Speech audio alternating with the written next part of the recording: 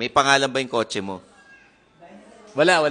Ano lang, yung plate number lang. Yun na yun. Hindi mo pinapangalanan. Hindi. Ano masasabi mo sa mga car owners na nagbibigay ng pangalan sa mga kotse nila? Adi good luck. Wala kayo sa buhay nyo. Basta, ako, wala akong pangalan sa kotse ko. Walang pakialamanan, ganon. Basta, yun. Kung pinapangalanan nyo, okay. Kung ayaw nyo, diwag. Hindi kasi, di ba, halimbawa, pangalan ng babae ilagay mo, okay din yun.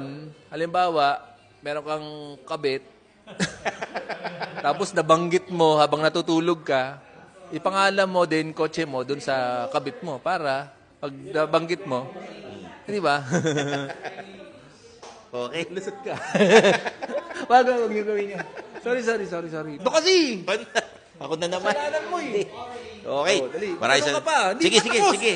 Tanungin mo pa ako, basta kotse.